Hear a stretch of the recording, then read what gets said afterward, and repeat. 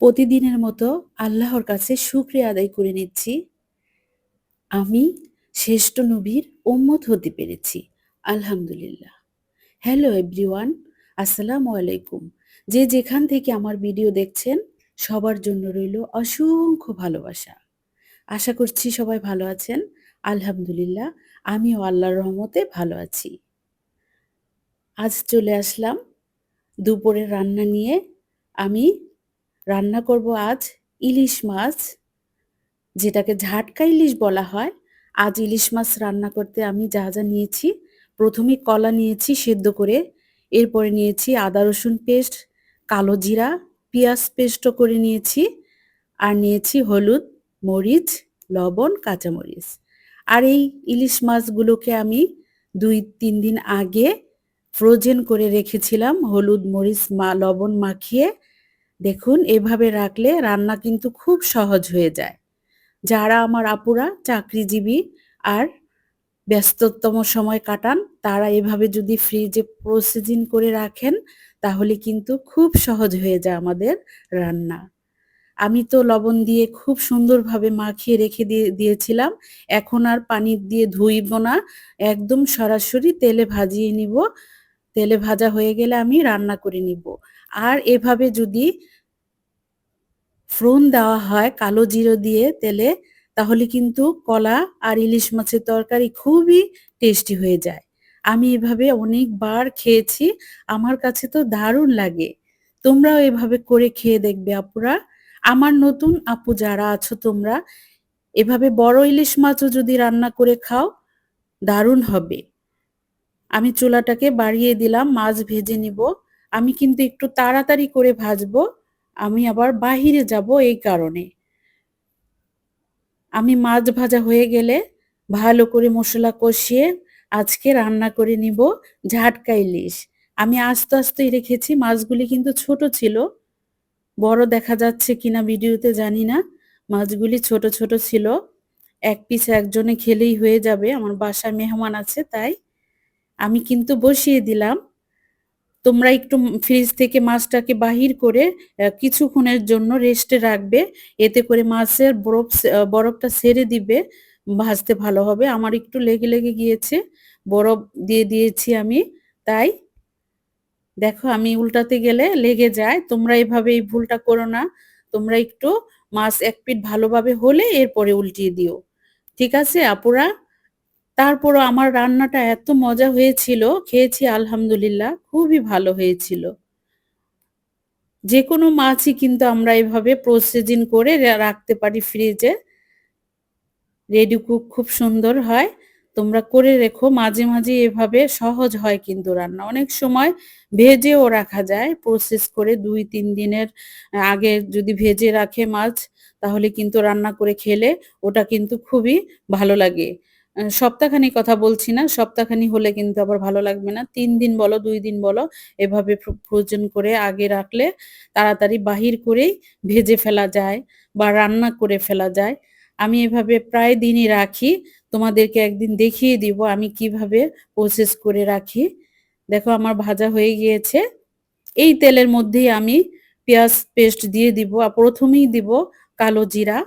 কালো জিরা কিন্তু মিস করবে না। কালো জিরার ফ্লেভারটাই কিন্তু আমার তরকারিতে এড হয়েছে। এতে করে আমার তরকারিটা ইয়াম্মি হয়েছিল আলহামদুলিল্লাহ। দেখো, আমি কালো জিরা দিয়ে দিয়েছি, ফুটে গেল। এখন সমস্ত উপকরণগুলি দিয়ে দিব। পেঁয়াজ দিয়ে দিলাম। আমি এখানে ২টি পেঁয়াজ মিক্সি মেশিনে ফিট করে নিয়ে বিট করে নিয়েছি। এখন সামান্য পরিমাণ আদা রসুন পেস্ট দিয়ে দিলাম। এখানে আদা রসুন পেস্ট না দিলেও হয়, আমি দিয়েছি। তোমরা না দিলেও হবে যারা না খাও, আর দিলে ভালো হয়। এখন হলুদ, মরিচ, লবণ সমস্ত কিছু দিয়ে দিয়েছি। একটু পানি দিয়ে দিলাম। পানি দিয়ে আমি মসলাটাকে সুন্দরভাবে কষিয়ে নিব। এতে করে আমার তরকারিটা দারুণ হবে। তোমরা যারা নতুন আপুরা আমার মতো রান্না করো, তারা কিন্তু আমাকে কমেন্টে জানাবে। কেমন? দেখতে থাকো আমার রান্নাটা। আমার রান্নার যেকোনো অংশ যদি তোমাদের কাছে ভালো লাগে, বা আমার ভিডিওর একটা অংশ যদি তোমাদের কাছে ভালো লাগে, তাহলে লাইক দিতে ভুলো না। তোমার একটি লাইক কিন্তু আমার কাছে অনেক গুরুত্বপূর্ণ।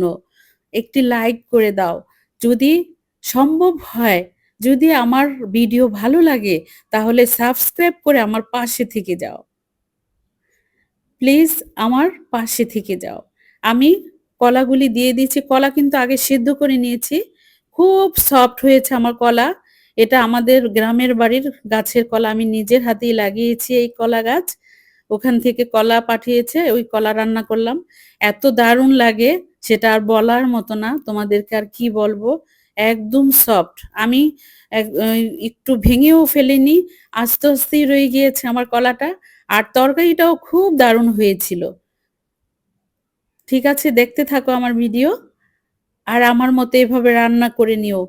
আমার প্রবাসী ভাইয়েরা যারা কলা দিয়ে ইলিশ মাছ রান্না করতে পারেন না, তারা আমার এই রেসিপি দেখে ট্রাই করে দেখবেন।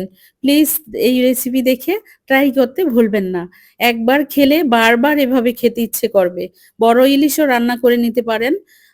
কিন্তু কালো জিরা দিতে মিস করবেন না। আমার এই রেসিপির মধ্যে কালো জিরাটাকে স্কিপ করা যাবে না। তাহলে আমার মতো কিন্তু স্বাদ পাওয়া যাবে না।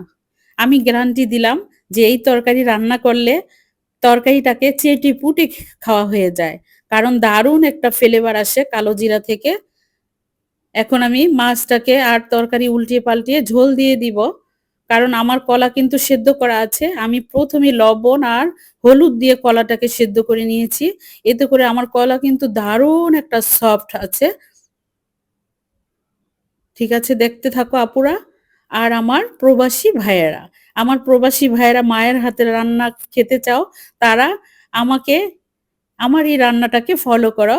দেখবে মায়ের হাতের স্বাদ পাবে। আমি ঝোল দিয়ে দিলাম পরিমাণ মতো। আমি এভাবে বড় ইলিশ মাছও রান্না করে খেয়েছি। আমার কাছে খুবই ভালো লেগেছে আলহামদুলিল্লাহ। তোমরাও এভাবে রান্না করে খেয়ে দেখো।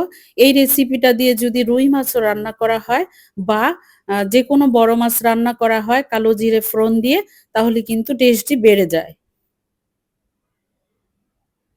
এখন আমি ঢাকা দিয়ে রেখে দিব ১৫ মিনিটের জন্য। আর যারা আমার ভিডিওতে আমার ভুল ত্রুটি ধরিয়ে দাও না প্লিজ। আমি যদি কোথাও কোনো ভুল করে থাকি সেটাকে ধরিয়ে দিও আর আমাকে ক্ষমার দৃষ্টিতে দেখো।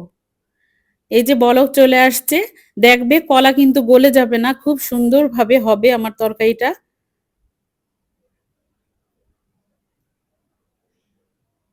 আমি এখন নাড়াচাড়া করে দিচ্ছি। আমি একটু কিন্তু এখানে ঝোল, ঝোল রাখবো। হালকা, হালকা ঝোল থাকবে। তরকারিটা খেতে ভালো লাগবে। যখন কালো জিরার ফ্লেভারটা বের হয় খুবই কিন্তু ভালো লাগে। আমি একসময় এই রান্নাটাকে পছন্দ করতাম না। কিন্তু যখন খেয়েছি তখন থেকে এটার পিছন আর ছাড়ছি না। আমি কালো জিরে ইলিশ মাছ হলে কালো জিরে ফোড়নটা দিয়ে থাকি। এতে করে আমার খুব ভালো লাগে। তোমরাও খেয়ে দেখবে, ট্রাই করে দেখো। ইনশাআল্লাহ ভালো লাগবে। হয়ে গিয়েছে কিন্তু আমার তরকারিটা। এখন ২ পিস কাঁচামরিচ আমি ফালি করে দিয়েছি। একটু সামান্য একটু ফাটিয়ে দিয়েছি আরকি। কারণ ঝালটা বের করব না। কলা তরকারির কিন্তু বেশি ঝাল দিতে হয় না। হালকা মৃদু ঝাল দিয়েছি। এতে করে খেতে খুব টেস্ট হয়েছে। তোমরাও এখানে মরিচ ফাঁকি একটু বেশি দিও কিন্তু হলুদ ফাঁকি কম দিও। কারণ কলাতে কিন্তু হলুদের ইয়াটা আছে। যখন আমি সেদ্ধ করেছি তখন কিন্তু বেশি করে হলুদ দিয়ে সিদ্ধ করেছি। আর তোমরা যারা জানো না, কলা কিন্তু কাটার পরে হলুদ মাখিয়ে ধুইতে হয়, রাখতে হয়।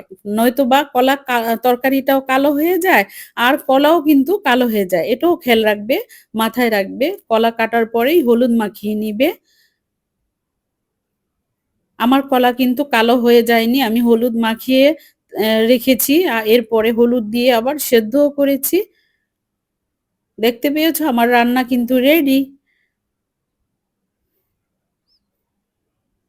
আমার প্রবাসী ভাইরা মজার, মজার রান্না YouTube এ সার্চ দিয়ে দেখে থাকেন। যারাই আমার এই কলা তরকারিটাকে রান্না করে খাবেন, তারা আলহামদুলিল্লাহ নিরাশ হবেন না। খুব মজাদার তরকারি হয়ে গিয়েছে আমার। উপরে কিন্তু কালো জিরাটা ভেসে আছে, দেখতে কিন্তু দারুণ লাগছে। এই তো এখন আমি সার্ভিং ডিশে বেড়ে ফেলবো তরকারিটাকে। প্রতিদিন যেভাবে করি সার্ভিং ডিশে আমি বেড়ে ফেলি, ওভাবেই এখনো বেড়ে নিব। আর গরম, গরম এই তরকারিটাকে তোমরা সার্ভ করবে, খুবই ভালো লাগবে। আলহামদুলিল্লাহ। আমার কলাটা এত সফট হয়েছে, খেতেও ভালো লেগেছে আর দেখতে কিন্তু দারুণ লাগছে, তাই না? তোমরা আমার রেসিপি দেখে ট্রাই করবে, এতে করে আমার খুব ভালো লাগবে। একদিন ট্রাই করে দেখো না প্লিজ। আমার তরকারি রান্না করে আমার অনেক আপুরাই বলেন আমার তরকারিটা দেখতে খুব ভালো লাগছে। প্রতিদিনই আমি কমেন্ট পাই, নতুন, নতুন কমেন্ট পাই। আমার আপুরা এড হচ্ছেন আর আমাকে উৎসাহিত করছেন। দেখতে থাকো আমার ভিডিও। আর লাইক দিতে ভুলো না। প্লিজ লাইক দিয়ে দাও। যারা চুপ করে চলে যাও ভিডিও দেখে লাইক দাও না, তারা প্লিজ আমি মনে করে করিয়ে দিচ্ছি আমাকে একটি লাইক করে দাও। আর সাবস্ক্রাইব করে আমার পাশে থেকে যাও।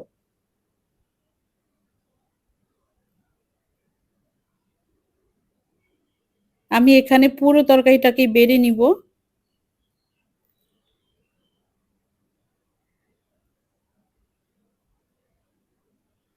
আমার প্রবাসী ভাইরা প্রায় রেসিপি কিন্তু ভিডিওতে সার্চ দিয়ে ইউটিউবে সার্চ দিয়ে রান্না করে থাকেন।